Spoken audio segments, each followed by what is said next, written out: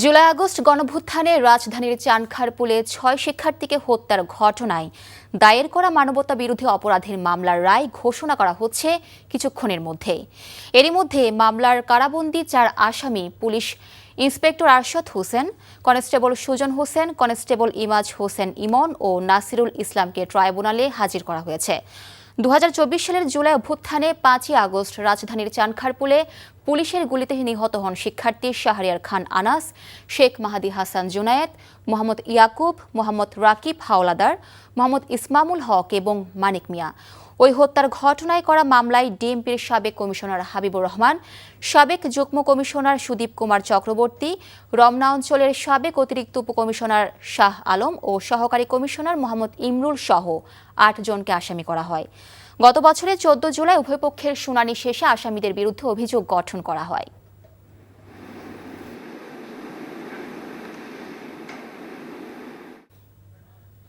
এই মুহূর্তে ট্রাইব্যুনালে আছেন আমাদের স্পেশাল করেসপন্ডেন্ট হাসান জাবেদ। সরাসরি চলে যাচ্ছি তার কাছে।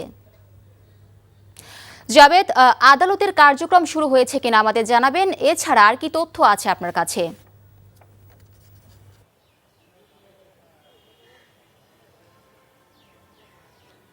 মিলি ১১টা ৫৩ ট্রাইব্যুনালের যে চেয়ারম্যান বিচারপতি গোলাম মর্তুজা মজুমদারের নেতৃত্বাধীন ৩ সদস্যের ট্রাইব্যুনাল এজলাসে বসেই কিন্তু ট্রাইব্যুনালের চেয়ারম্যান রায় ঘোষণা শুরু করেন। তবে আজকে কিন্তু আমরা তিনি কত পৃষ্ঠার রায় বা কি সেটা বলেননি, সরাসরি রায় পড়া শুরু করেছেন।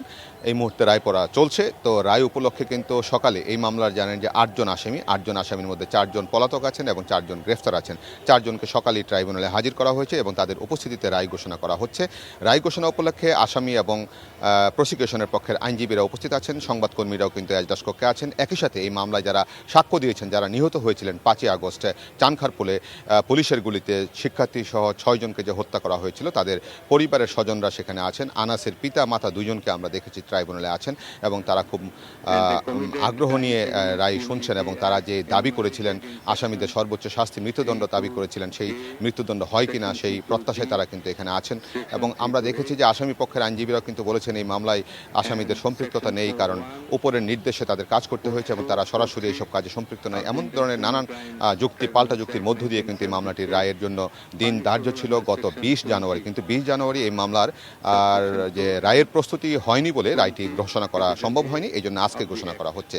তবে আমি যেটা বলতে চাচ্ছি যে এই মামলায় ৪ জন আসামি কিন্তু পলাতক আছেন।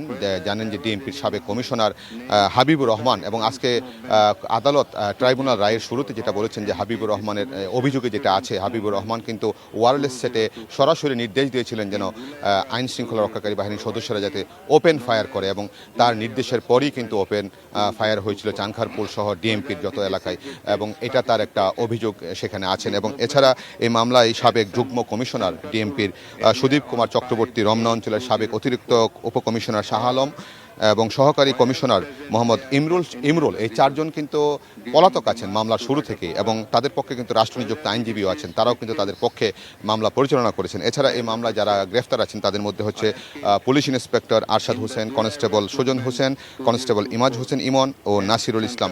তারা ৪ জনই আছেন এবং ৪ জনের পক্ষে কিন্তু ৩ জন সাফাই সাক্ষীও দিয়েছেন।